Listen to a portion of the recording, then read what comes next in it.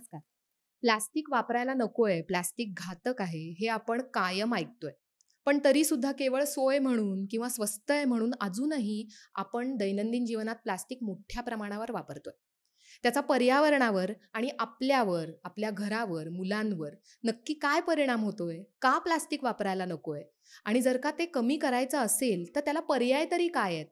या विषयावर आजचा आपला एक्सपर्ट टॉक आहे. आजच्या आपल्या एक्सपर्ट आहेत अमिता देशपांडे. त्या रिचरखा या ऑर्गनायझेशनच्या CEO आणि फाउंडर आहेत. रिचरखा ऑर्गनायझेशन प्लास्टिक अपस्केलिंगचं काम करते. म्हणजे नक्की काय आणि एकूणातच प्लास्टिक कसं कमी करता येईल याविषयी आज आपण त्यांच्याशी गप्पा मारणार आहोत. अमिता, तुझं मनापासून स्वागत.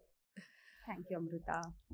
एकूणातच म्हणजे ओव्हरऑलच प्लास्टिकचा वापर तसा वाढलाय, पण जनरल जर आपण बघितलं तर मूल जेव्हा जन्माला येतं घरामध्ये, तेव्हा त्याच्या डायपरपासून मग हळूहळू खेळणी आणि एकूणच शाळेच्या वस्तू, हे सगळं फक्त प्लास्टिकच नाही, पण पर्यावरणाला पूरक नसलेल्या गोष्टींचा वापर हळूहळू त्या घराचाच वाढतो. तर त्याचा पर्यावरणावर परिणाम होतो हे आम्ही सगळ्यांनी ऐकलेलं आहे, की प्लास्टिक वापरल्याने पर्यावरणाला चांगलं नाहीये. पण नक्की तो परिणाम किंवा पर्यावरणासाठी ते चांगलं नाहीये म्हणजे काय? सो मी म्हणते नेहमी की प्लास्टिक हे मटेरियल जे आहे तो खूप मोठा प्रॉब्लेम नाही आहे. बरं. कारण की प्लास्टिक बनवलेलंच आहे खूप काळ टिकण्यासाठी. पण जेव्हा आपण ती खूप काळ टिकण्याची गोष्ट डिस्पोजेबल म्हणून वापरायला लागतो, बरं. तेव्हा प्रॉब्लेम सुरू होतो. ओके. म्हणजे आपण प्लास्टिक बॅग्स, रॅपर्स, डायपर्स तू म्हणलीस तसं, किंवा कुठली पण वस्तू आपण थोड्या वेळासाठी जी वापरून फेकणार असतो, त्याच्यामुळे हा सगळा प्रॉब्लेम सुरू होतो. गार्बेज बिन लाईनर्स असते. बरोबर. त्यामुळे plastic in it self is not a problem. Plastic जर तू गाडी बनवायला वापरलंस, एरोप्लेन बनवायला वापरलंस, टेबल बनवायला वापरलं, तर तसा प्रॉब्लेम नाही आहे. बरोबर. डेफिनेटली पुढे जाऊन तो प्रॉब्लेम क्रिएट होणारच आहे. बट आत्ता तरी प्रॉब्लेम सगळ्यात जास्त जो फोकस आहे आत्ताच्या प्रॉब्लेम्सचा आपला सगळ्यांचा, तो आहे डिस्पोजेबल्स वरती. बरोबर. आणि डिस्पोजेबल प्लास्टिक वरती. आणि तू आता जे म्हणलीस ते एकदम खरं आहे की आपल्या आयुष्यात तसंही प्लास्टिकचं प्रमाण वाढतच चाललंय. पण मुलं जेव्हा एखाद्या घरात जन्माला येतात तेव्हा आपोआप काही ना काहीतरी छोट्या गोष्टी वापरल्या जातात. डायपर्स असतात, डायपर्सना बांधून फेकण्यासाठी परत एक प्लास्टिकची पिशवी असते, प्लस खेळणी असतात. सो ह्या सगळ्या गोष्टी असतात. आणि मोस्ट ऑफ द टाइम्स हे सगळं जास्त काळ न टिकण्यासाठीच बनवलेलं असतं. दुसरी एक गोष्ट, सो तो एक प्रश्न झाला. प्लास्टिक हे डिग्रेडेबल नाहीये, म्हणजे प्लास्टिकचा निचरा होणारच नाहीये, हे आपल्या सगळ्यांना माहिती आहे. तरी सुद्धा आपण प्लास्टिक वापरत आहोत. तर आता आपण ते मूल जन्माला आणलं आहे ह्या जगात, आणि मग आपण त्या जगात इतकं प्लास्टिक फेकणार आहोत की पुढे जाऊन त्या मुलांनाच त्याचा त्रास होणार आहे आपल्यापेक्षा जास्त. सो हा एक कुठेतरी विचार आपण आणला पाहिजे. आणि तितपतच मग आपण प्लास्टिक वापरायचं की नाही ठरवलंच पाहिजे. आणि ऑल्टरनेटिव्ह आहेत जे आपण आज बोलणारच आहोत. तिसरी गोष्ट अशी आहे की प्लास्टिक हार्मफुल आहे. प्लास्टिक हे बनवलं गेलं आहे पेट्रोलियम पासून. बरोबर. It is a petroleum product. So पहिलं तर पेट्रोलियम ऑइल वेल्समधनं ते पेट्रोलियम येतं, क्रूड ऑइल, मग त्याच्यापासून प्लास्टिक तयार होतं वगैरे वगैरे. इतकी सगळी ती महाग प्रोसेस असून आपल्याला हे प्लास्टिक फुकट मिळतंय.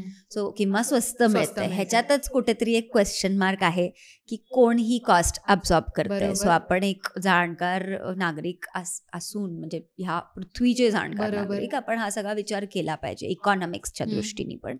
आणि ती वस्तू जेव्हा आपल्याकडे येते तेव्हा ती it is a chemical process, ज्याच्यातनं ते प्लास्टिक तयार झालेलं आहे पॉलिमरायझेशन मधनं. तर ती वस्तू टॉक्सिक आहे. त्यामुळे सारखं ती मुलांच्या तोंडात घालणं किंवा त्याच्यातनं सारखं खायला देणं, त्याच्यातनं दूध असेल किंवा जे काही असेल ते प्यायला देणं, हे प्लास्टिक प्रोडक्ट्समधनं न देता स्टील आहे, काच आहे, ह्याच्यातनं देणं डेफिनेटली बेटर असतं.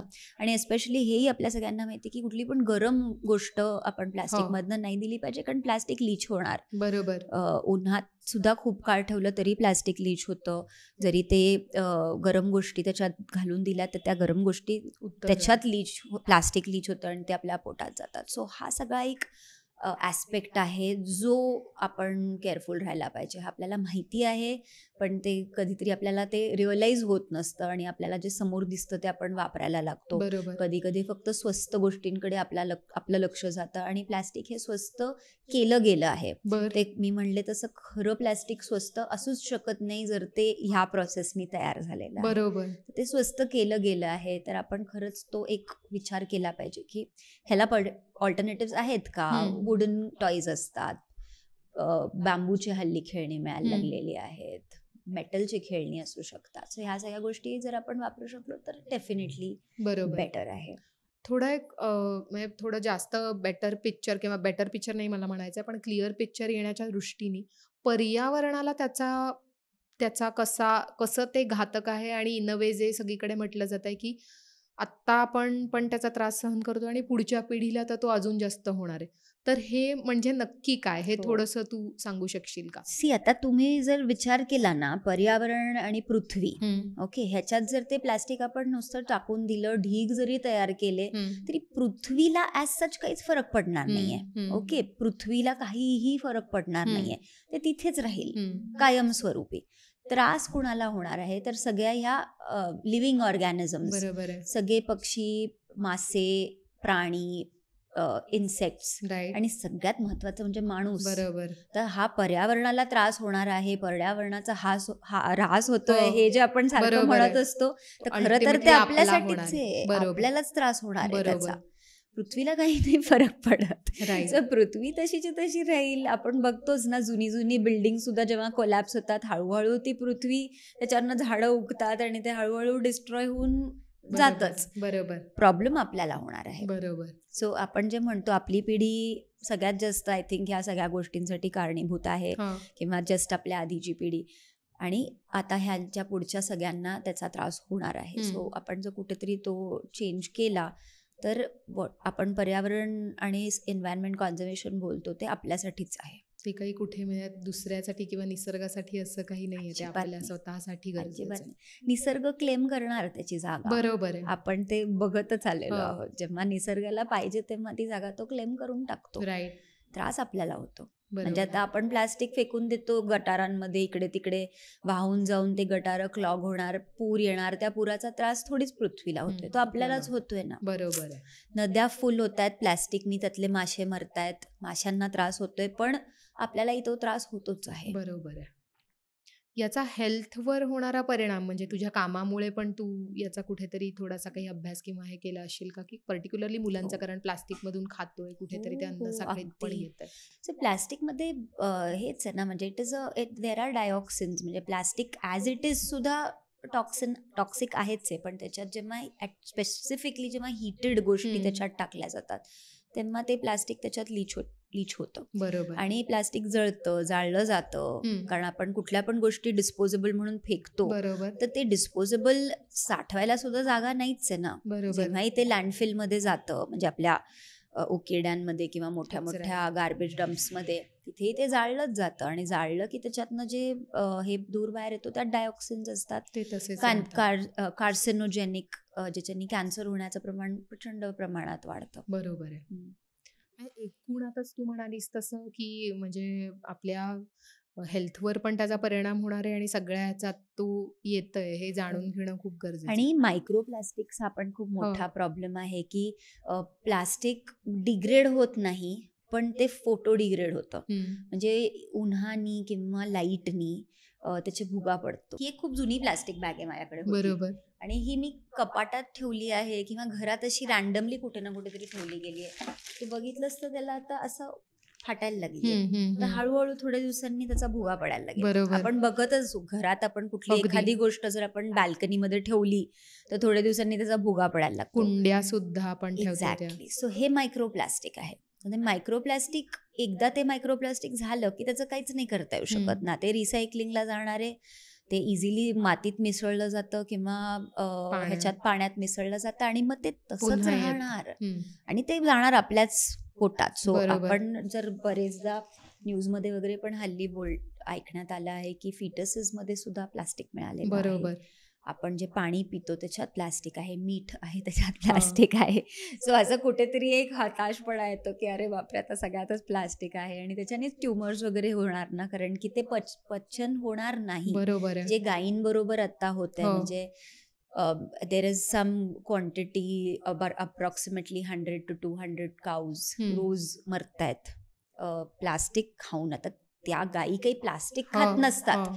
आपण जो ओला कचरा त्याच्यात बांधून फेकलेला असतो ते तो खायचा प्रयत्न करत असतात, कारण बरोबर. की शहरात त्यांना दुसरं काही खायला मिळत नाही. त्याच्याबरोबर त्यांच्या पोटात प्लास्टिक प्लास्टिक जातं. जातं. जंगलाच्या आसपासच्या एरियाजमध्ये हरणं आणि बाकी रुमिनंट्स आहेत, ते तसं होत आहे. सो हा प्रॉब्लेम जो आहे तो सगळ्याच लिव्हिंग ऑर्गॅनिझम्सना होतोय आणि तो माणसाला पण होणार. तर ते जे मायक्रोप्लास्टिक्स आहेत ते, आणि मी म्हणलं तसं टॉक्सिक बरोबर आहे. असताना पण आणि जळल्यानंतर सुद्धा it is going to be toxic. हा अवेअरनेस आपण असं म्हणतो की मुलांपर्यंत पोचायला हवा, पण मग त्यासाठी काय काय गोष्टी आपण करू शकतो किंवा मुलांशी काय आपण बोलायला हवं असं वाटतं तुला? मला वाटतं सगळ्यात आधी सगळ्यांनी आपली लाईफस्टाईलच बदलली पाहिजे, कारण की प्रत्येक गोष्टीला ऑल्टरनेटिव्स आहेच आहेत. नॉन प्लास्टिक ऑल्टरनेटिव्स, पॅकेज्ड फूडला पण नॉन प्लास्टिक ऑप्शन्स आहेच आहेत. तर आपण ती लाईफस्टाईल आधी बदलून मग मुलांना आपोआपच समजेल. बरोबर. त्यांना ॲक्च्युली तीच लाईफस्टाईल, म्हणजे माझ्याकडे इतके आता आम्ही सुद्धा किंवा माझे बरेच मैत्रिणी मित्र आहेत ज्यांना लहानपणापासून त्या मुलांना माहितीच नाही, मग ते बिस्किट्स चॉकलेट वगैरे ते खातच नाहीत. बरोबर. सो असं नाही की ती मुलं बिचारी आहेत की त्यांना सो असं काही काही लोक म्हणतात अरे त्यांना का नाही चॉकलेट, पण असं नाही, उलट त्यांना बेटर फूड मिळत असेल बरोबर. काहीतरी जे बरोबर. प्लास्टिक पॅकेज्ड नसेल. सो पण- लाईफस्टाईल बदलली तर मला वाटतंय मुलांना आपोआपच तीच सवय लागेल. बरोबर. आणि मग त्यांच्याशी हळूहळू बोलून हे सगळे एक्झाम्पल्स त्यांना दाखवले गेले बरोबर. की ऑल्टरनेट लाईफस्टाईल आपण जगतोय, आणि मग ती मुलं पण ते बाहेर जाऊन बोलतील की अरे बरोबर. मी असं वागतो, मी स्टीलच्या बाटलीतनं पाणी पितो, मी बिस्लरी किंवा या सगळ्या मिनरल वॉटर बॉटल्स घेत नाही. So, बरोबर. कुठेतरी तो एक हे बदल होऊ शकतो. बरोबर. आणि त्याच्यामध्ये त्यांना ते काही चूक करतायत हे नाही वाटता का, म्हणजे असंही नाही झालं पाहिजे की अरे आमच्या घरी नाही बरं का चिप्स आणि चॉकलेट वगैरे खात, आणि जर समज त्याचा मित्र खात असेल तर ह्याला असं नाही वाटलं पाहिजे की अरे मी काहीतरी मिस आउट करतो. Right. So what you are doing is right. हे कुठेतरी बोलल्या जाणं फॉर किंवा युअर हे health, most importantly for your health आणि फॉर युअर लाईफ. राईट. मी म्हणलं तसं प्लास्टिक हे तुमच्यासाठीच हानिकारक आहे. बरोबर. या सगळ्यात तू जसं म्हणालीस की अनेक ऑल्टरनेटिव्ह आहेत, तर त्याविषयी थोडं बोलूयात का? म्हणजे काय काय गोष्टी आपण खरोखर सकाळपासून संध्याकाळपर्यंत आपण ज्या ज्या वापरतो, मुलं किंवा आपणही, आणि त्याला काय काय पर्याय असू शकतात? खूप ऑप्शन्स आहेत ॲक्च्युली. सो आत्ता रिसेंटली मलाच कळलेलं आहे एक आयडिया. तर टूथपेस्टच्या ऐवजी टूथपेस्टचे टॅब्स मिळतात, टॅबलेट्स छोट्याशा. ओके. तर त्याच्यानी आपण दात घासू शकतो. म्हणजे छोटी गोळी असते, ती गोळीनी चावायची आणि मग ब्रश करायचा. सो प्लास्टिक ब्रशच्या ऐवजी बांबू ब्रश वापरतायत, तो टूथपेस्ट टॅब्स वापरता येतात. बरोबर. मग आपण जे साबण शॅम्पू वापरतो ते पण ऑल्टरनेटिव्ह आहेत त्याला. प्रत्येक गोष्ट जी प्लास्टिकमध्येच पॅकेज्ड असते तर त्याच्याऐवजी ॲक्च्युली खूप छान रिठा बेस्ड डिटर्जंट आपण बनवू पण शकतो. सो ही एक पालकांना एक छान ऍक्टिव्हिटी होईल. युट्यूबवरती तर व्हिडिओज आहेच आहेत. आम्ही रिचरखामध्ये पण ह्याची ऍक्टिव्हिटीज घेतो, teaching how to make bioenzyme and reetha based detergents. So ते सुद्धा करता येऊ शकतं. सो आणि मग आपण बाहेर जाताना कायम स्वतःची स्टीलची बॉटल बरोबर ठेवायची. स्टीलची बॉटल कायम चांगली, कारण की ती टिकते. प्लास्टिक थोडे वर्षांसाठी रियुजेबल प्लास्टिकची बॉटल वापरता येऊ शकते, पण परत ती नाहीच चांगली आपल्यासाठी. आणि कापडी पिशवी कायम आपल्याबरोबर असली पाहिजे. माझ्या बागेत एक छोटासा डबा पण कायम असतो की समज कधी भूक लागली तर त्यात खाणं पण असतं, किंवा कधी बाहेर काही घेऊन यायचं असेल, रेस्टॉरंटमध्ये जेवायला गेलो आणि उरलं जेवण, तर त्याच्यासाठी परत एक प्लास्टिकचा डबा घालून त्याच्यात पॅक करण्यापेक्षा मी माझ्या डब्यात पॅक याच्यात द्या असं सांगू शकतो आपण. मग असे भरपूर ऑप्शन्स आहेत खरं बघायला गेलं तर. म्हणजे everything has an option, everything has an alternative. Right. तू आता रिचरखाबद्दल बोललीस, म्हणजे आपण मगाशी इंट्रोडक्शनमध्ये मी सांगितलंस की हा इनिशिएटिव्ह तू सुरू केलास, तर हे कसं, म्हणजे तुला कसा हा विचार डोक्यात आला आणि नक्की काय आहे रिचरखा म्हणजे, याविषयी सांगशील का? सो विचार मला वाटते बिहेवियर मधनच तो विचार असा मोठा मोठा होत गेला. हां. सो लहानपणापासनं कुठेतरी मी टेक्स्टबुकमध्ये वाचलं होतं की प्लास्टिक डिग्रेडेबल नाहीये, आणि आय थिंक आपण सगळेच वाचतो. बरोबर आहे. पण मला ते असं खूपच ते असं हे त्याच्याबद्दल विचार आला की हे जर बायोडिग्रेडेबल नाहीये तर आपण ते लगेच का फेकतोय बरोबर. एकदाच वापरून. आणि मग त्या विचारावरती मी अजून खूप प्रश्न विचारायला लागले घरच्यांना, टीचर्सना. आणि स्कूलमध्ये तेव्हा मी दादरा नगर हवेली म्हणून एक युनियन टेरिटरी आहे, तिथे मी लहानाची मोठी झाली. असं छोटंसं टाउन होतं. तिथे लगेचच कचरा दिसायला लागला होता. पुण्यात कसं ऍटलिस्ट म्युन्सिपाल्टी घेऊन तर आपल्या नजरेच्या आड करते, तिथे तो अगदी डोळ्यासमोर होता आणि सुंदर जागा होती आणि त्यामुळे कचरा लगेच दिसून यायचा. सो असा सगळा तो प्रॉब्लेम होता. आणि तेव्हा मी plastic pollution, solid waste management बद्दल शाळेत असताना एक प्रोजेक्ट मध्ये भाग घेतला होता. आणि मग त्यात मी जिंकले वगैरे होते. आणि त्यामुळे मग मला त्याच्याबद्दल खूप छान वाटलं की अरे आपल्याला ह्याबद्दल बरंच काय काय आता माहिती आहे. मग मी ते स्वतःच्या लाईफमध्ये तो बदल घेतला तेव्हापासून की नाही प्लास्टिक बॅग्स घ्यायच्या, बाटली नेहमी आपली असायला पाहिजे. तेव्हा आणि तुला पण आठवत असेल तर आई बाबा वगैरे आपण जेव्हा बाहेर घरातनं जायचो तर आपल्याकडे नेहमी पाण्याचा कॅन असायचा डिक्कीत. Mineral water bottles, disposable bottles कधीच नसायचे. सो तो एक आय थिंक बिहेवियर आपोआप होती. आणि नंतर मला कधीच वाटलं नव्हतं की मी हे करीन. मी नेहमीसारखं इंजिनिअरिंगचा अभ्यास केला, IT इंजिनियर आहे मी. आणि नंतर इंटरनॅशनल म्हणजे चांगल्या एका कंपनीमध्ये पुण्यात जॉब केला. मग US ला जाऊन शिक्षण घेतलं, अजून तिथे काही वर्ष जॉब केला. पण कुठेतरी हे डोक्यात होतं की भारतातच परत जाऊन काहीतरी आपलं काम सुरू करायचंय. त्यामुळे तिथे जो एक्सपिरियन्स घेतला तो ह्याशीच रिलेटेड घेतला, sustainable development, corporate social responsibility. 2013 साली मी परत आले आणि मग 2 वर्ष अजून थोडा रिसर्च केला की खरंच गरज कसली आहे आपल्या देशात काम करण्याची. बरोबर. असं नको की मी काहीतरीच सुरू केलं, खरंच गरज आहे त्याची. तर त्याच्यात मला 2 गोष्टी दिसल्या ज्याच्यात काम करण्याची गरज होती. एक तर वेस्ट मॅनेजमेंट. तेव्हा खरंच कोणी इतक्या मोठ्या स्केलवरती वेस्ट मॅनेजमेंट करत नव्हतं. आता खूप अवेअरनेस आलेला आहे, गव्हर्नमेंट पण खूप काम करत आहे वेस्ट मॅनेजमेंटमध्ये. दुसरं होतं रुरल लाईव्हलीहुड्स. सो मी म्हणलं तसं मी दादरा नगर हवेली मधनं लहानाची मोठी झाल्यामुळे तो एक ट्रायबल एरिया होता. ते खूप ट्रायबल्स होते आणि ती इतकी छान जंगलात राहणारी लोक, आणि त्यांना तिथे काम मिळायचं नाही म्हणून ते आमच्या सिल्वासा म्हणून जे शहर होतं तिथे यायचे, किंवा मुंबईला किंवा कुठल्या तरी अशा कामाला जायला लागायचं त्यांना, कारण त्यांना त्या एरियांमध्ये एम्प्लॉयमेंट नाही मिळायची. सो तो एक ॲस्पेक्ट डोक्यात आला. मग मी काही NGOs बरोबर तेव्हा व्हॉलंटिअरिंग पण केलं, समजून घ्यायला हा सोशल प्रॉब्लेम, ज्याच्यात migration from rural to urban areas was a very big problem.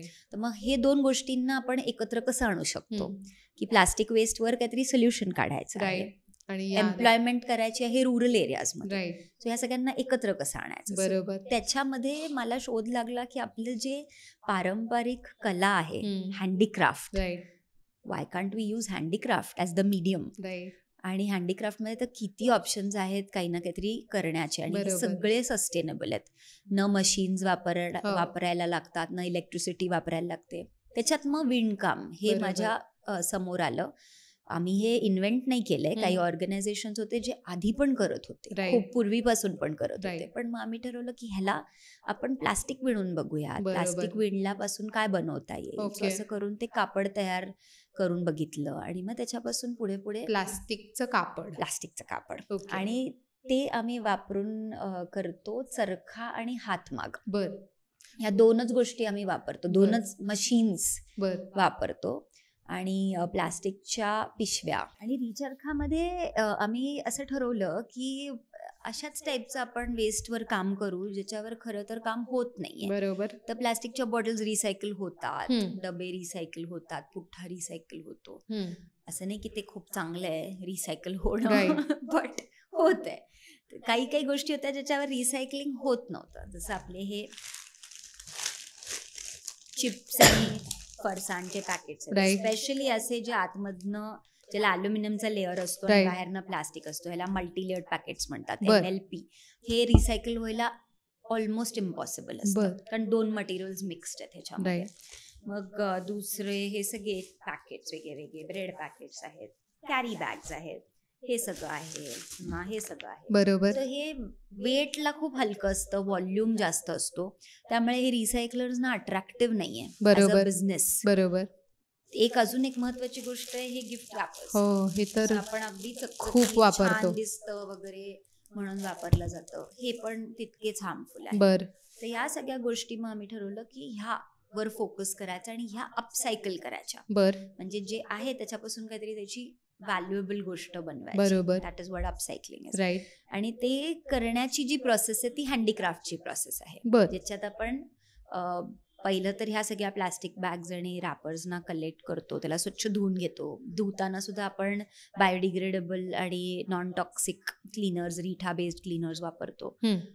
मग त्याच्यानंतर त्याला वेगळ्या वेगळ्या रंगांमध्ये सॉर्ट करतो. बर. समज आता ही आपली एक बॅग आहे, तर ही बॅग बनवताना आपल्याला ठरवायला लागतं डिझाईन डोक्यात. ही प्लास्टिक पासूनच बनलेली आहे. Yes. ओके.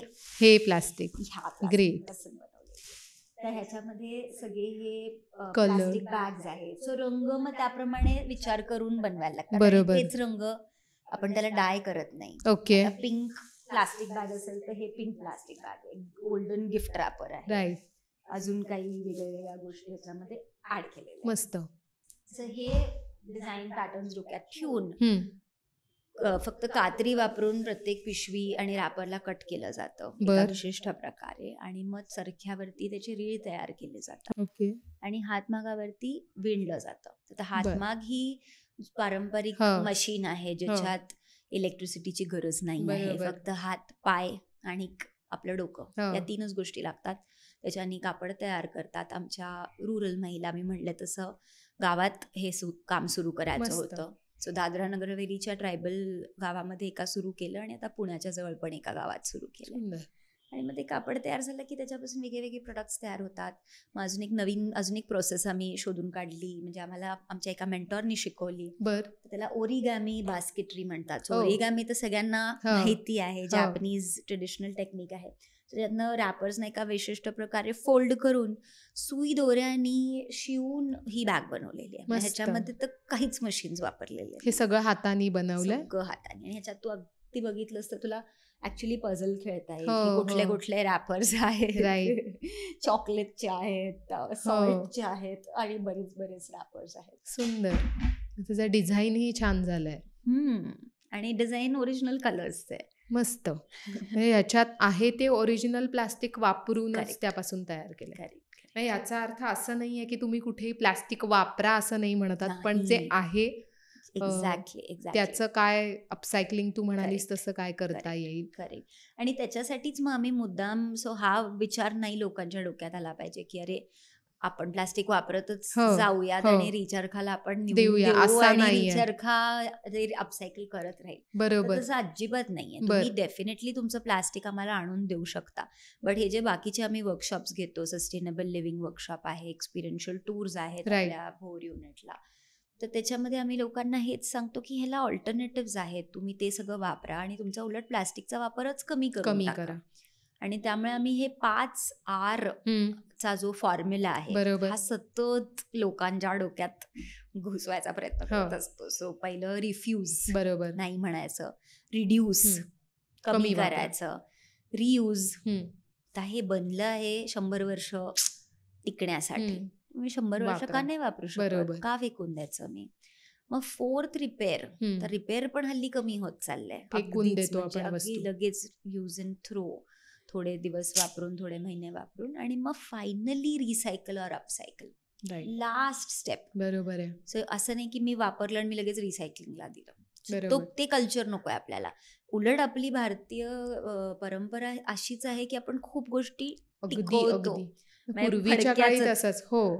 म्हणजे आता टी शर्ट आहे, खराब झाला, मग आपण कशासाठी तरी अजून वापरतो, त्याची बॅग बनवतो, मग ती बॅग खराब झाली की त्याचा पोछा बनवतो. बरोबर. सो अशा बऱ्याच गोष्टी आपण वापरतो. तू म्हणतेस तसं ही लाईफस्टाईलच तशी आपण करणं गरजेचं आहे. हे फक्त काही प्लास्टिक पुरतं मर्यादित आहे असं नाही, कारण आपण सगळ्याच गोष्टी आजकाल खूप घेतो, कपडे असू दे किंवा काय. तर हा थॉट जे 5 Rs तू म्हणाली ते खूप सगळीकडे येते. सगळीकडे ते ॲप्लिकेबल होऊ शकणार आहे.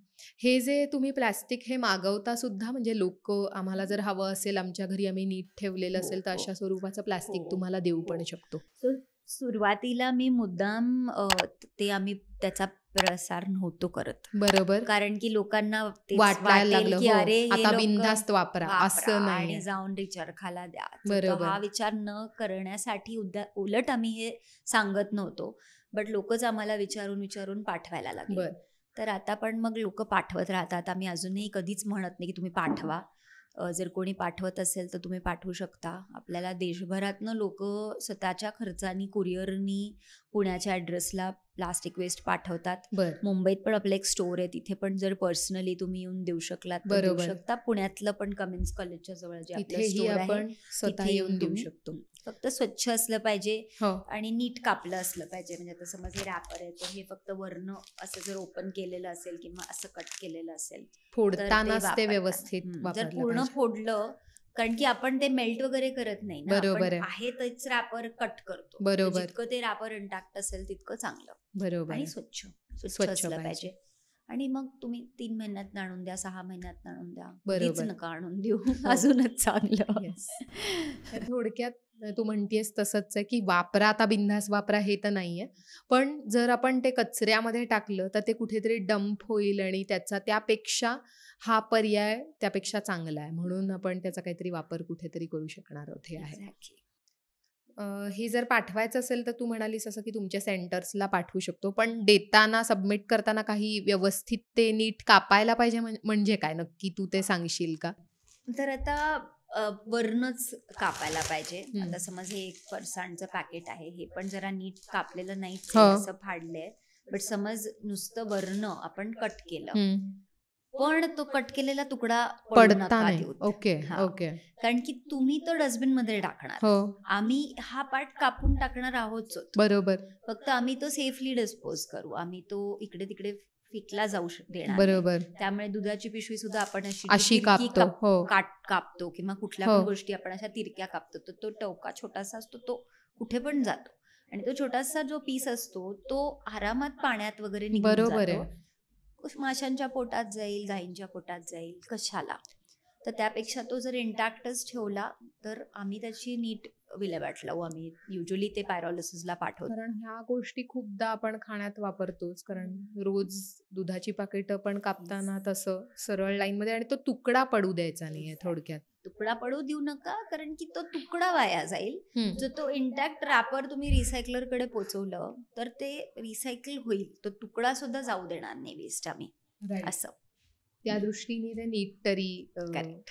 बऱ्याचदा ना असं पण वाटतं की हे खूपदा आपण ऐकतो की पिशव्या वापरू नका, किंवा हे रॅपरचं पण असं नीट वापरून ते रिसायकल करायला द्या. खूपदा असं वाटू शकतं की अरे मी एकटीच करून काय होणार आहे, म्हणजे बाकीचे तर वापरतात की, म्हणजे त्यात एकटी वापरून काय होणार, तर जाऊ देत मग. तर या थॉट बद्दल काय वाटतं तुला? मी एक खूप छान सेईंग वाचलं होतं कुठेतरी, की it's just 1 straw said 8 billion people. नाही. It's just 1 plastic bag said 8 billion people. मी म्हणतीये, तू म्हणतीयस, जे 8 बिलियन लोक या पृथ्वीवर आहेत ते सगळे जर हेच म्हणले की माझीच एक प्लॅस्टिकची पिशवी, काय फरक पडतो? तर imagine the quantity, the quantum. आणि आपण जर ॲक्च्युली नंबर्समध्ये बोललो तर दर मिनिटाला या पृथ्वीवरती दर मिनिटाला 10 मिलियन प्लास्टिकच्या पिशव्या वापरल्या जातात. 1 मिलियन प्लास्टिकच्या बॉटल्स वापरल्या जातात. आणि आय थिंक आता ही क्वांटिटी वाढली पण असेल त्या सर्वे केल्यानंतर. पण एका मिनिटाला बापरे, म्हणजे किती जास्त त्याचा क्वांटम. आणि हे असंच, म्हणजे जर का हे अपसायकल झालं नाही किंवा काही नाही तर हे असंच राहणार आहे अल्टिमेटली, साठत राहणार. आणि आपण बघतोच ना आता कुठल्या पण गावाच्या सिटीच्या लँडफिलमध्ये कायम आग लागलेली असते. तर ती आग का लागलेली असते? कारण ते एवढं वेस्ट तिथे काय करणार, त्याचं कुठे ठेवणार ना, ते ते जाळलं. वाढत. म्हणजे उलट मी तर मध्ये ऐकलं होतं दिल्लीच्या लँडफिलमध्ये लँडस्लाईड झाली. बापरे. त्याच्यात 2 लोक मृत्युमुखी पावले. सो म्हणजे आता लँडस्लाईड डोंगरात होते हे आपण ऐकलं होतं, पण लँडफिलमध्ये डोंगरच आहे तो. आपण मुंबईत सुद्धा फ्लाईटनी जेव्हा लँड होतो तेव्हा ऍक्च्युली जर आपण चेंबूर आणि साऊथमधनं जर लँड होत असलो तर राईट साईडला बघायचं, ढीग आहेत, माउंटन्स आहेत, डोंगर, त्याच्यात आग लागलेली असते, बरोबर. कॉन्स्टंटली आग लागलेली असते. त्यामुळे हा विचार नाही करता कामा की मी एकटी करून काय होणार आहे. इट मॅटर्स, म्हणजे थोडा पण इम्पॅक्ट त्याच्यावर काही होऊ करेक्ट. शकणार आहे. आणि खूप ऑप्शन्स आहेत. म्हणजे आम्ही मुद्दाम रिचर्काच्या हँडलवर हे सगळं टाकत असतो राईट. की आता मी आज फळं घ्यायला गेले किंवा मी जिममधनं येतानाच फळं घेऊन येणार होते आणि मी पिशवी घेऊन जायचं विसरले, तर मी डिक्कीत ती ठेवू फळं शकते. ठेवू शकते. वर घेऊन जायचं असेल तर हातात घेऊन जाऊ शकते, हेल्मेटमध्ये घेऊन जाऊ अगदी. शकते. सो असे बरेच ऑप्शन्स आहेत. आपण ठरवलं त्याचा तर विचार आपण नाही करत. करू शकणार आहोत. म्हणजे हे काय आधीपासूनच प्लास्टिक सकट आपण जन्माला आलोय असं नाहीये. त्याच्या Exactly. आधीची पिढीने ते केलेलंच आहे तसं. एक्झॅक्टली. आणि खरंच मला आठवतंय लहानपणी जेव्हा आम्हाला कधी रेस्टॉरंट्समधनं पण काही गोष्टी आणायच्या असेल तर आई बाबा डबा. कायम डबा घेऊन हो, पाठवायचे. अगदी. हां. किंवा दूध पण आपण किटलीतून आणायचो हो. तसं. हे आता सोय म्हणून आपण ते Easy बघतोय. झालंय. कन्व्हिनियन्स, सगळं हो, कन्व्हिनियन्स अगदी. झालंय.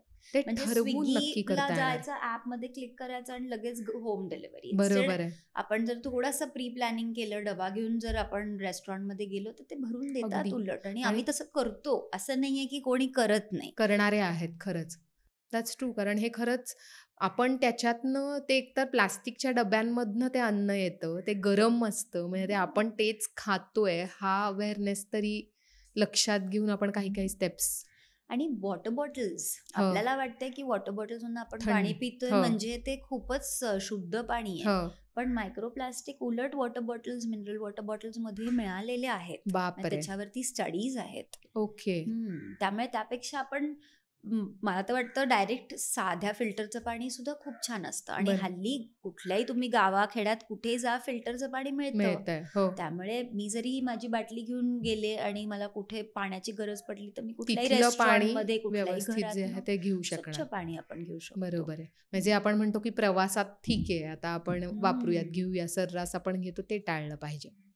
आपण थोडे पर्याय असे अल्टरनेटिव्ह मी काही विचारते, जे असं वाटतंय की याला काय करू आम्ही याविषयी, त्याला तू काही पर्याय सुचवू शकलीस तर, ज्या वस्तू आपण सर्रास वापरतो. कॅरी बॅग्स ज्या येतात युजली, ज्या आपण सगळीकडे वापरतो, त्यांच्याविषयी काय? कॅरी बॅग्स वर बंदी आहे. हो. आणि अजून आहे बंदी. म्हणजे लोकांना वाटतं की बंदी होती आणि आता ती उठली आहे. असं तर नाहीये. अजिबात नाहीये. ती बंदी आहे. It is still a crime बरोबर. To give plastic and take plastic. म्हणजे आपण कन्झ्युमर म्हणून पण आपल्याला फाईन बसू शकते.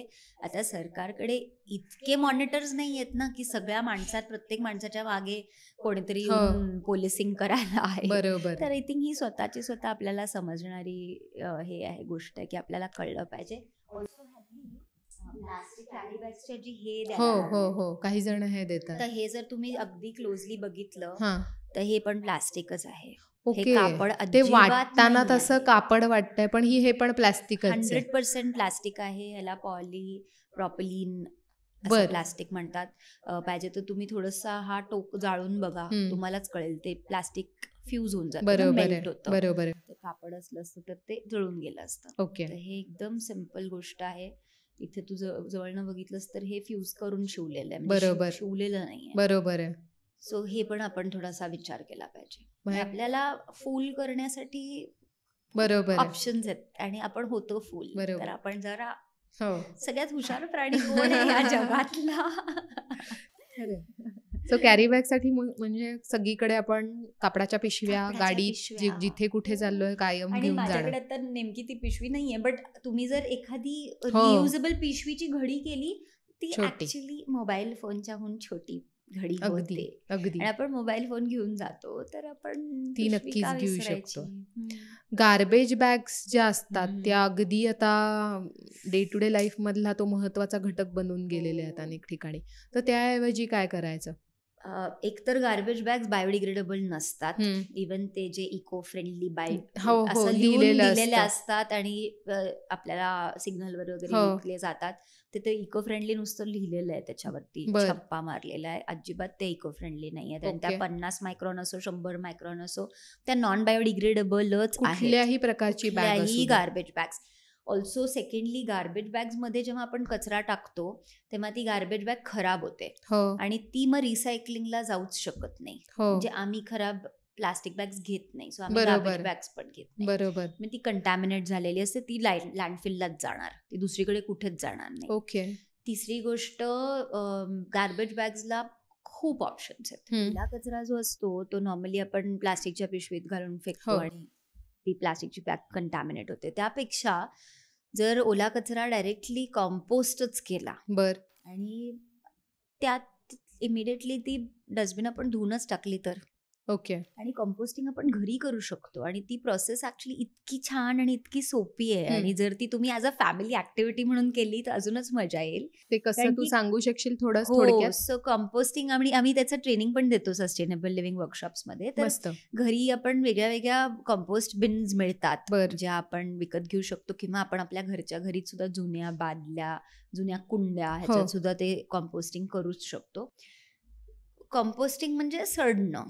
तर आपण जे काही जेवतो, आपलं फूड वेस्ट आहे, फ्रूट पील्स असतील, व्हेजिटेबल पील्स असतील, तर त्या आपण कुजवतो. त्याच्यात थोडासा बॅक्टेरियाचा एक ॲक्सलरेटर सुरुवातीलाच फक्त एकदा टाकायला लागतो. बर. तो सुद्धा नुसतं आपलं ताक टाकलं तरी चालतं. बर. आणि मग ती कंपोस्टिंगची प्रोसेस सुरू होते.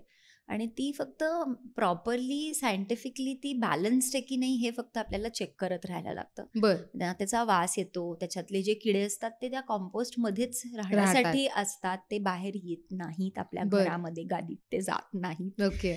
माशा पण होत नाहीत जर तुम्ही ती नीट प्रोसेस फॉलो केली तर. बर. आणि खूप सोपं आहे. आणि उलट मजा येते मुलांना पण बघायला की अरे मी आता केळाचं साल टाकलं होतं आणि आता त्याचे आठवडाभराने त्याची माती झाली आहे. बरोबर. आणि मग ती माती आपण झाडाकुंड्यांमध्ये वापरू शकतो. मस्त. सो खूपच मस्त ती प्रोसेस आहे. म्हणजे वीकली जो काही कचरा आपला आहे तो त्याच्यात रोज टाकायचा. बर. त्याचे पण एक 2-3 ऑप्शन्स आहेत कंपोस्ट कसं करायचं त्याचे. मस्त. ते जर केलं तर काही कचराच घरातनं जाणार नाही. म्हणजे मी माझ्या घरातलं सांगते, मी 2 आठवड्यातनं एकदा वगैरे डस्टबिन बाहेर असते आणि त्यात सुद्धा मी वेगळा वेगळा करून ठेवते कचरा. तर उलट आमच्या ज्या स्वच्छच्या त्या बाई आहेत त्या पैसेच घेत नाहीत माझ्याकडनं. तू तर मला वेगळा करून दिलेला आहेस, तर तुझ्याकडनं मला काही कष्टच नाहीये. ग्रेट. मस्त. सॅनिटरी पॅड्स आणि डायपर्स हे सुद्धा मोठ्या प्रमाणात वापरले जातात. त्याला अल्टरनेटिव्ह आहेत का?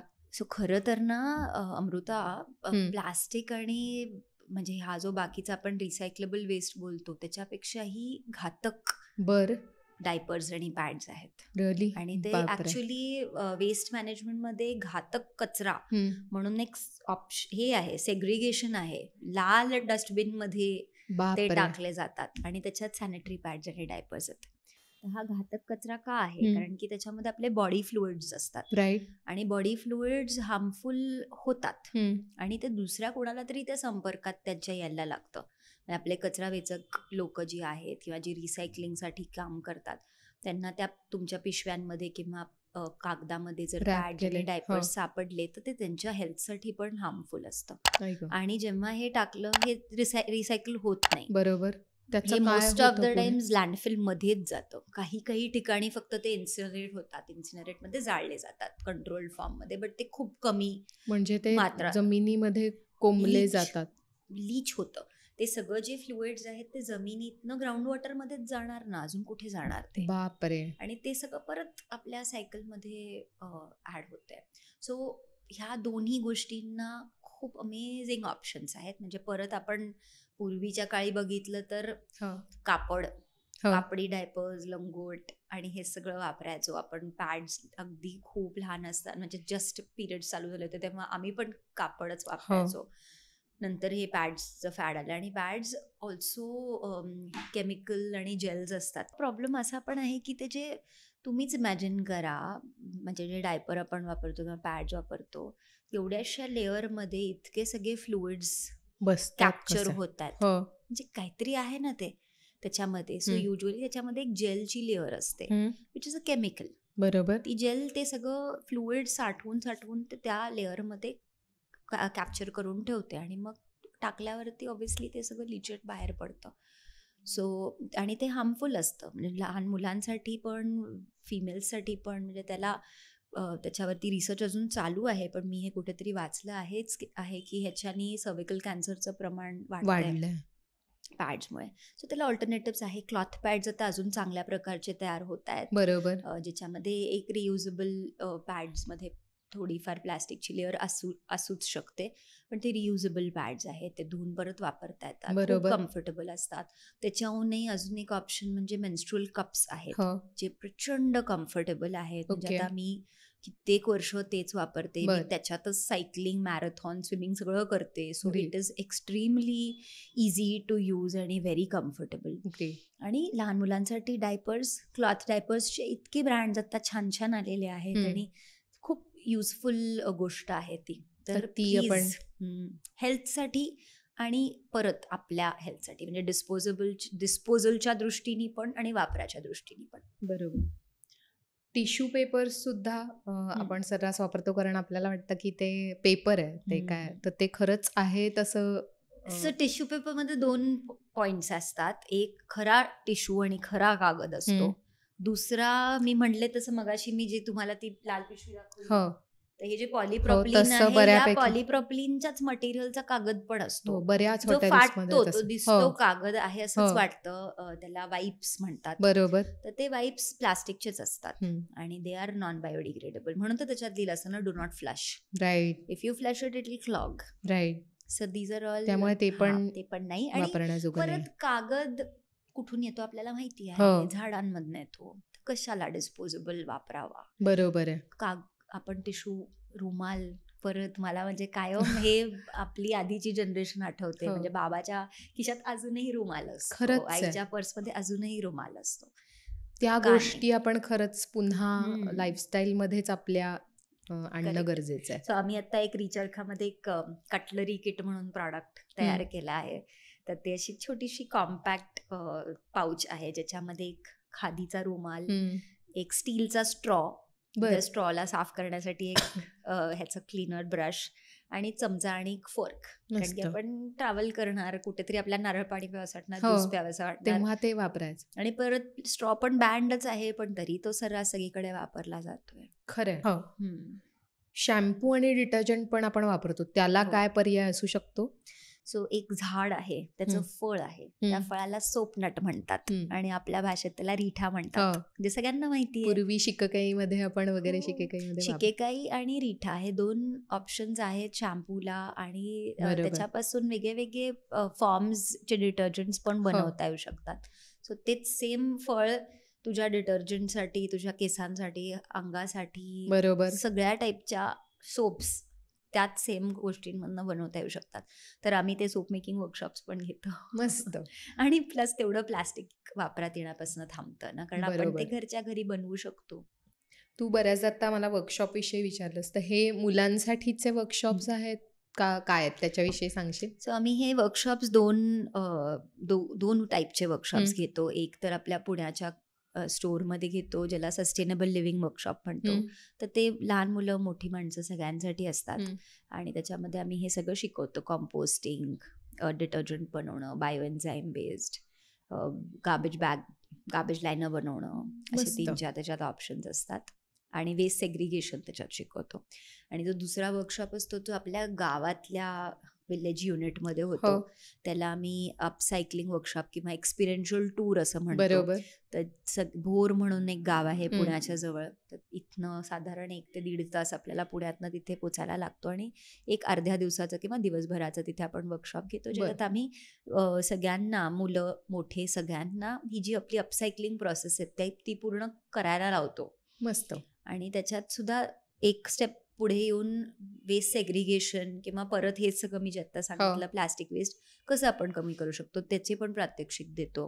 मग तिथे आपण एक झाडांची टूर करतो, कारण आपण तिथे नेटिव्ह झाडं खूप लावली आहे. कन्स्ट्रक्शन आपण नॅचरल मटेरियल्स वापरून, बांबू, चुना वगैरे वापरून केलेले आहेत, रिसायकल्ड बॉटल्स वापरून केलेलं आहे. सो हे सगळं आपण लोकांना शिकवतो. सो तो एक छान हाफ डे किंवा फुल डेचा आपल्याला तो वर्कशॉप करता येऊ शकतो. हे जे प्रोडक्ट्स आहेत ते तिथेच बनवले जातात. बरेच प्रोडक्ट्स आहेत अजून आपले. स्वतः हे एक ओरिगॅमी बास्केटरीचं बनवलेलं आहे. ही पूर्ण प्रोसेस तिथे भोरच्या युनिटला होते. मग अशी मी ही पण एक बॅग दाखवली होती. हो. So ह्याचं जे कापड आहे हो. चरखा आणि हातमागाचं ते तिकडच्या वर्कशॉपला होतं. मग त्याचं जे शिवणकाम आहे ते परत पुण्याच्या वर्कशॉपला होतं. बर सो पुण्याला कर्वेनगरला आपलं टेलरिंग युनिट आणि दुकान पण आहे, बर जिथे सगळे प्रोडक्ट्स पण मिळतात. मुंबईला पण दुकान आहे आणि पुण्यात पण दुकान आहे. मुलांसाठीचे पण काही असे प्रोडक्ट्स आहेत ना, नक्कीच. तर आपल्याकडे सगळ्यात पहिलं म्हणजे मुलांना लागते म्हणजे डायपर बॅग. ती ऍक्च्युली आईलाच लागते, आई किंवा बाबांना.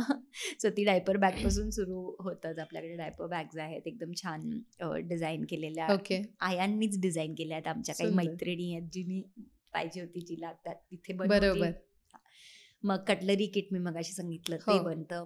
प्लस आपण एक नवीन आता मागच्या वर्षी रिचरखा प्लेज नावाची एक सिरीज चालू केली आहे, which is a series of games. Okay. तर एक 4-5 टाईपचे गेम्स आहेत. मस्त. तर वेगळ्या वेगळ्या वयोगटातल्या मुलांसाठी आणि मोठ्यांना सुद्धा आवडतील असे गेम्स आहेत. बरोबर. तर ते पण आपण करतो. आणि बऱ्याच अजून छोटी बॅग्स आहेत, नॅपसॅक्स आहेत, डफल बॅग्स आहेत स्पोर्ट्ससाठी. बरंच काय काय असे ऑप्शन्स आहेत आपल्याकडे.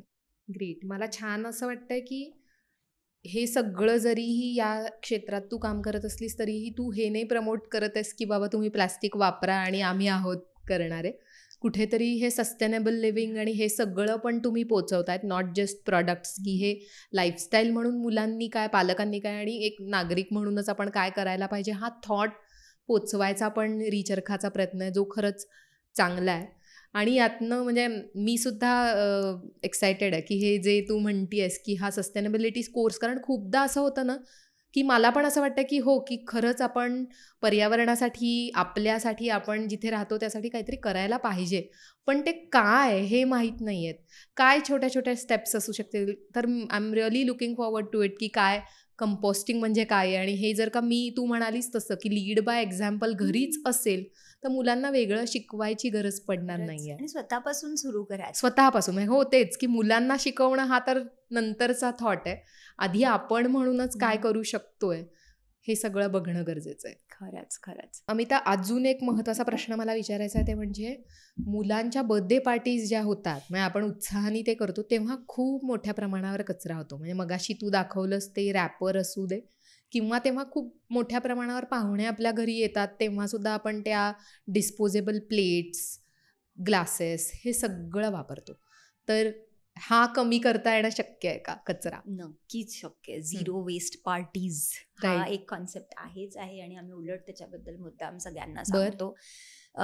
तर आपल्याला गेट टुगेदर तर करायलाच पाहिजे, मगच मजा येते एकमेकांच्या बरोबर भेटून आणि गप्पा मारून, तर ते तर करायलाच पाहिजे. बट त्या ज्या ज्या गोष्टी आपण त्या पार्टीसाठी वापरतोय त्या सगळ्या रियुजेबल का नसाव्यात. म्हणजे आपण प्लेट्सबद्दल बोललो तर एकतर आपण खूप म्हणजे स्टीलच्या प्लेट्स वगैरे वापरतो, पण आपल्याला असं वाटतं की मग ते परत धुणार कोण वगैरे, हा एक प्रश्न येतो. पण तो जर आपण थोडासा विचार केला तर त्या डिस्पोजेबल प्लेट्सपेक्षा एकदा त्या धुवून घेणं इज ऑलवेज बेटर. आणि कधी तुमच्याकडे एवढ्या मोठ्या प्रमाणात प्लेट्स अवेलेबल नसतील तर ॲक्च्युली ना पुण्यामध्ये आणि मला वाटतं मुंबईत सुद्धा एक प्लेट्स शेअरिंग म्हणून व्हॉट्सॲप ग्रुप आहे, ज्याची मी पण पार्टिसिपंट आहे. तर म्हणजे आता मी सांगू शकते त्या ग्रुपवर की माझ्याकडे 50 लोक येणार आहेत आणि मला 50 पावभाजीच्या प्लेट्स हव्या आहेत आणि त्याच्यात आपण तो पोस्ट करायचा. तर आपल्याला पुण्यातले वेगवेगळी लोक जी त्याच्यात त्या ग्रुपवर आहेत ते सांगतात माझ्याकडे 25 प्लेट्स आहेत, माझ्याकडे 24 प्लेट्स आहेत. आणि मग यू कॅन म्हणजे त्याच्यात अजून एक मैत्री पण होते त्या लोकांबरोबर आणि आपल्याला त्या प्लेट्स आणि ग्लासेस आणि कप्स आणि सगळंच ॲक्च्युली शेअर करता येऊ शकतं. सो तो एक शेअरिंग. आणि पूर्वी आय थिंक सगळ्या अजूनही पुण्यात असतील हे भंडार असायचे बघ, जिथून भाड्याने आपण आणू शकतो किंवा अगदी लहानपणी मला आपण शेजारी वगैरे शेजारून इकडून तिकडून आणायचो. एक्झॅक्टली.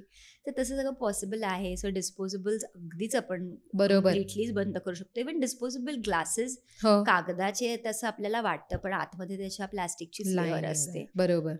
आणि अजून एक ऑप्शन आहे की सगळ्यांना सांगा तुम्ही तुमच्या घरनं घेऊन या. आम्ही करतो तसं. ग्रेट.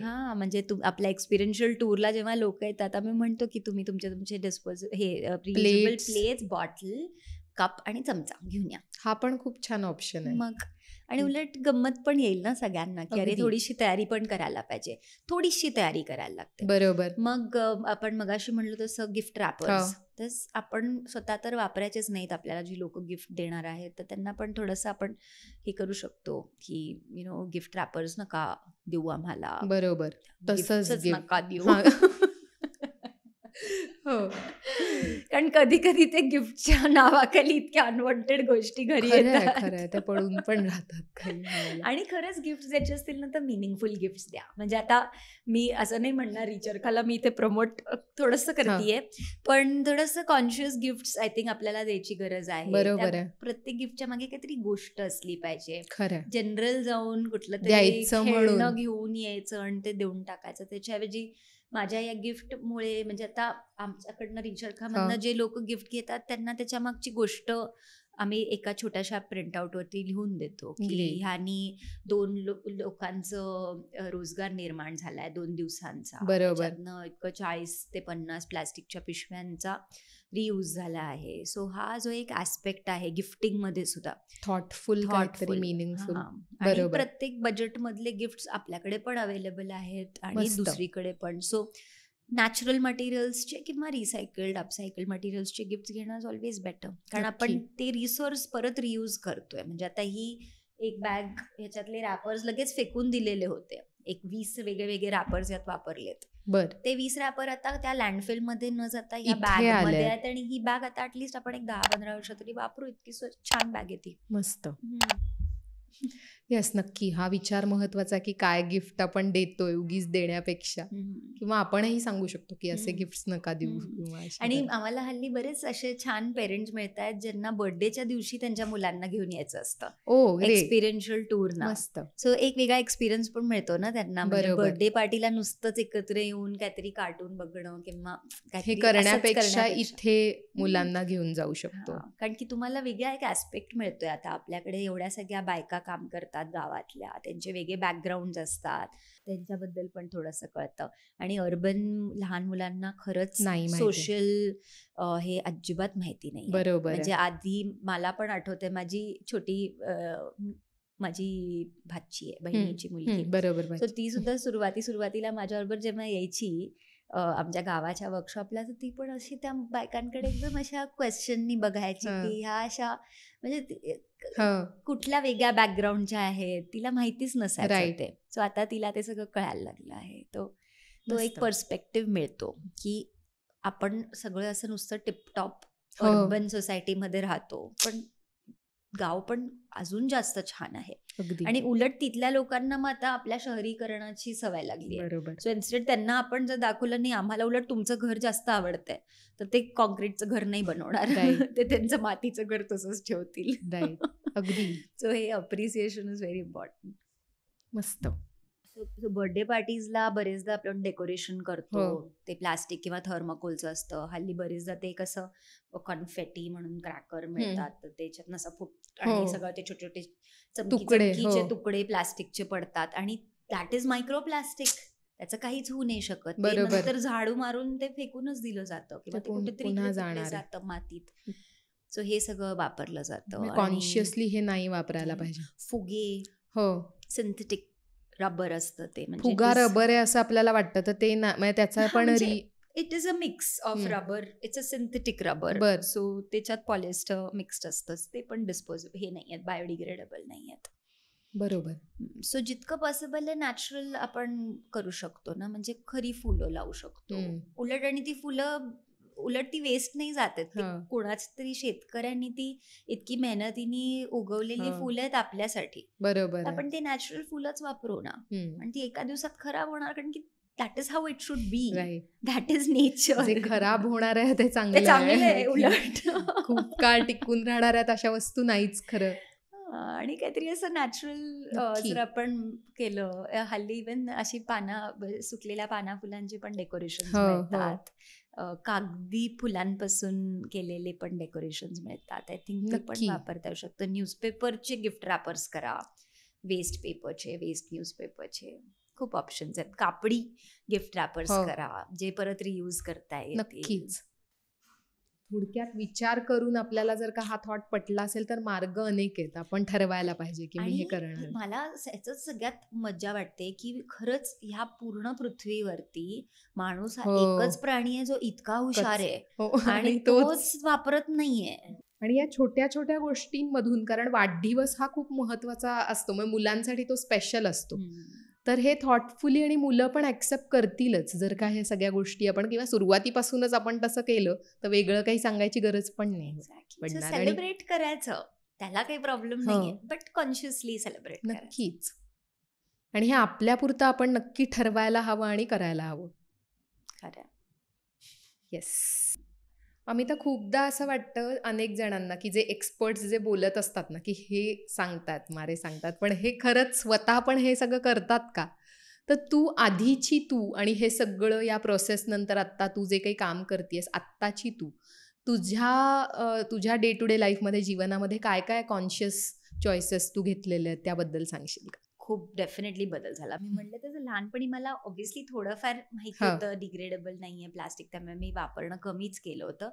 पण मग मी पण नंतर IT क्षेत्रात होते, हो. पगार मिळाल्यावर शॉपिंगला जायचं. राईट. मग मी शिकागोमध्ये होते आणि शिकागोमध्ये असं ते छान स्टेट स्ट्रीट मिशिगन ॲव्हेन्यू मधनं सारखे डिस्काउंटचे हो. बोर्ड्स लागल्यावर आपल्याला वाटतं ना, अरे जायला चला. पाहिजे, हो. चला सेल आहे, 50% येस. सेल आहे, चला आज जाऊ आपण शॉपिंग करायला. असं सारखं काही ना तरी बरोबर. आपण घेत राहतो, वाढवत राहतो गोष्टी.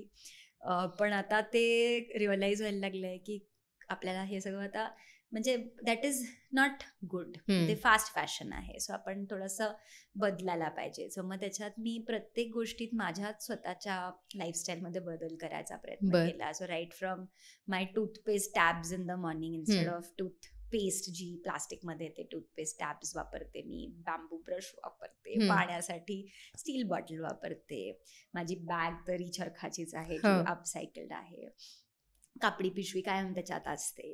आणि मग बाहेर भूक लागतेच आपल्याला हो. लगेच कधीतरी सडनली, मग तेव्हा जाऊन चिप्स पॅकेट आणण्यापेक्षा कायम एक बॅगमध्ये छोटासा डबा असतो ज्याच्यात काहीतरी काहीतरी. ड्रायफ्रुट्स वगैरे असू शकतं किंवा हो. जे मला आवडतं ते. आणि मग तोच डबा जर घरी काही रात्री घेऊन यायचं असेल, रेस्टॉरंटमधनं जेवण उशीर झाला हो. असेल, त्याच्यात ते भरून आपण आणू शकतो. सो अशा छोट्या छोट्या गोष्टी आपण खूप बदल करू शकतो. इवन शॉपिंगला झिरो वेस्ट स्टोअर्स हे खूप महत्वाचे आहेत. तर पुण्यात पण आहेत झिरो वेस्ट स्टोअर्स. पण सगळ्यात इझी झिरो वेस्ट स्टोअर माहितीये कुठलं आहे? आपलं किराणा स्टोअर. बर. किराणाच्या दुकानात केवढ्या गोष्टी अशा पोत्यांमध्ये भरलेल्या बरोबर असतात. आहे. आणि जर समज आपण आपल्याच पिशव्या जर घेऊन गेलो त्यांच्याकडे किंवा हम्म. आपले डबे, त्याच्यात आपण भरून घेऊनच येऊ शकतो आणि आम्ही तसं करतो. बर. सो म्हणजे तू पिशव्यांमधून भरून नाही हो, आणत ते, जुन्या पिशव्या असतात, ब्रेडचे पॅकेट असेल, कसलं अजून पॅकेट असेल, ते त्यांना त्यातूनच नेऊन द्यायचं. आणायचं. ह्याच्यात अर्धा किलो डाळ आणा, ह्याच्यात साखर द्या, असं बरोबर. करून आपण त्याच्यातनं पण घेऊन येऊ शकतो. तेवढे पॅकेट्स अजून कमी होतील ना आपल्या बरोबर. पुन्हा एक घरात नवीन यायला. वापरण्यापेक्षा आहेत करेक्ट तीच. आहेत ती बनवली आहेत ना हो. 100 वर्ष टिकण्यासाठी, 1000 वर्ष हो. टिकण्यासाठी. सो असं सगळं आपण चेंजेस आणू शकतो आपल्या स्वतःच्या आयुष्यामध्ये. सो बरोबर. कुठे कुठे कचरा होतोय हे बघून तो कचरा कमी करणं, वेस्ट आपलं मेन्स्ट्रुअल पॅड्स पेक्षा हो. Menstrual cups cup. वापरणं, तो पण एक किती मोठा वेस्ट हो. आपण फेकून देण्यापासून बरोबर आहे. थांबवतोय. सो थोडक्यात सगळीकडे तुला कुठे कुठे कचरा होतोय हे आता दिसू लागले, म्हणजे तो एक लेन्स असल्यासारखं ते आहे. आणि मग त्यातल्या त्यात आपण आपल्याला स्वतःला ते रिअलाइज होतं, जसं तू केलंस तसं. करेक्ट. म्हणजे शॅम्पूसाठी सुद्धा माझ्याकडे शॅम्पू बार आहे. बर. शॅम्पूची बॉटल प्लास्टिकची नाहीये, तो शॅम्पू बार कागदाच्याच ह्याच्यात रॅप्ड आहे. सो तो वापरता आय गेस असे आता अनेक प्रोडक्ट्स आहेत जे options आहेत. प्लास्टिकमध्ये रॅप केलेले नाही आहेत. करेक्ट. कागद, बटर पेपर Right. ह्याच्यात रॅप केलेले आहेत. नक्कीच. Yes. Thank you so much Amita. आज खूप छान झाला. थोडा वेगळा आजचा पॉडकास्ट होता, पण हा खूप महत्त्वाचा आहे असं मला वाटलं, की जेणेकरून मुलांपेक्षाही पालक म्हणून आपल्या स्वतःला तो मला पण खूप महत्त्वाचा वाटला, की मी पण काय काय गोष्टी करणं गरजेचं आहे.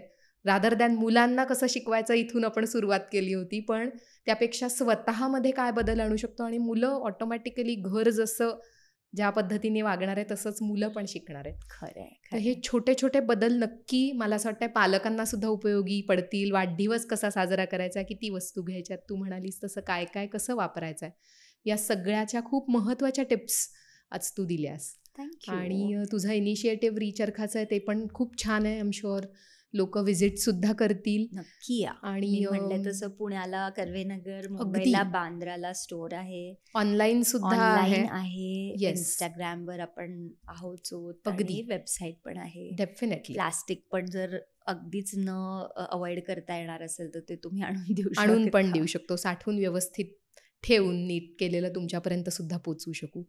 त्यामुळे या सगळ्याचा नक्की पालक म्हणून आम्ही सगळे विचार करू.